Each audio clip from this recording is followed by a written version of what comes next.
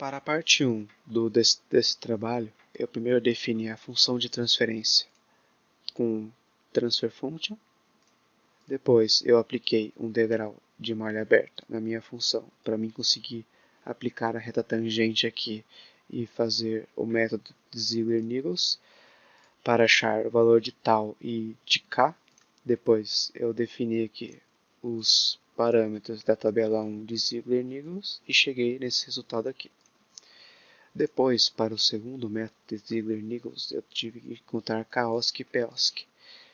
Basicamente, eu tive que achar o ganho crítico e, por tentativa, eu achei um ganho crítico de 0.6666. Aqui, né?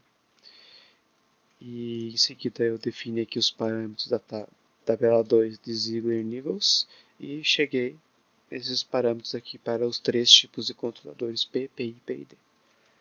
Para a questão 2A, ele pede para aplicar um degrau unitário em cada controlador de cada tabela.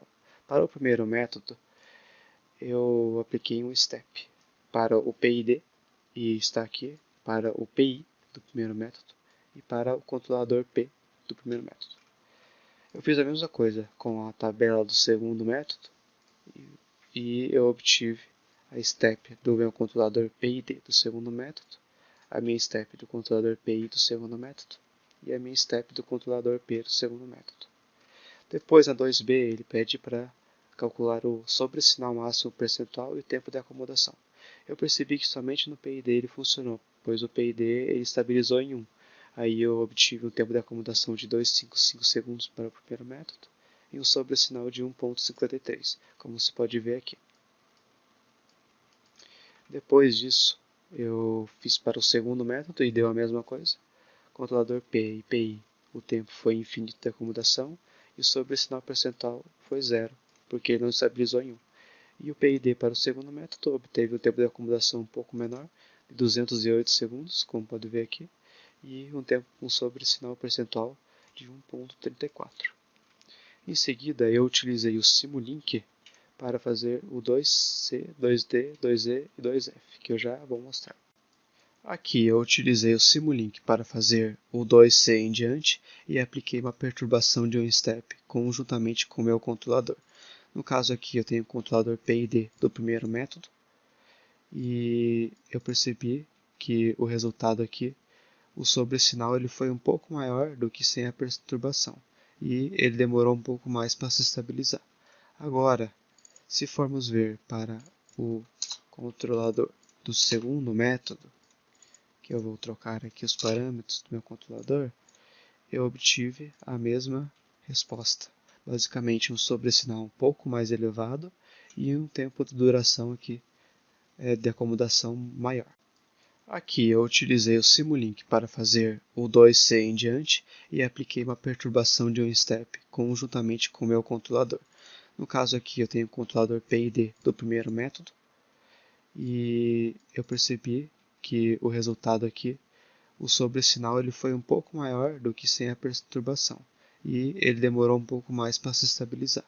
Agora, se formos ver para o controlador do segundo método, que eu vou trocar aqui os parâmetros do meu controlador, eu obtive a mesma resposta. Basicamente um sobresinal um pouco mais elevado e um tempo de duração aqui de acomodação maior. Agora, para a questão 3, ele pede para dizer as vantagens e desvantagens do método de Ziegler-Nichols. As vantagens são que as regras de ajuste elas são bem simples de usar e, em teoria, oferece para nossa malha fechada a melhor rejeição de perturbação possível. As desvantagens do uso desses métodos são que às vezes pode ser preciso um ajuste fino nos valores que os métodos retornam e também que apresentam uma performance ruim em processos com delay dominante. Olá pessoal, tudo bem? Agora eu vou estar apresentando a parte 2 da atividade prática, aplicação de sistema físico. Na questão 1A, ele pede para achar a sua transferência, os polos e os zeros, que achamos para Q1, H1 e H2. Na questão B, ele pede para achar o gráfico das funções do degrau, primeiramente do degrau unitário, que é esse gráficozinho. Depois ele pede do impulso unitário, que é esse aqui. Na questão 2, ele pede para montar um controlador usando o método Ziegler-Nichols, que é a partir daqui. E depois ele pede para justificar. E basicamente é porque esse método aprende maior facilidade de reconhecimento e velocidade da obtenção de resultados. Ele pede para apresentar a resposta ao degrau unitário, que é esse aqui. Vocês podem ver que ele estabiliza em 1 depois de aproximadamente 30 segundos, o que é ótimo para um PID, que é justamente o porquê usamos um PID. Na C, ele pergunta qual a altura mínima reservatório para que ele não transborde usando o método de Ziegler-Nichols. E utilizando os valores encontrados, o reservatório precisará de uma margem de quase 50% acima do nível do alvo. Na questão dele, ele pede para propor modificações no controlador de modo que a altura mínima do reservatório 1 possa ser reduzida quando o sistema de controle é utilizado. E fazemos essas alterações aqui, a partir aqui do KP. E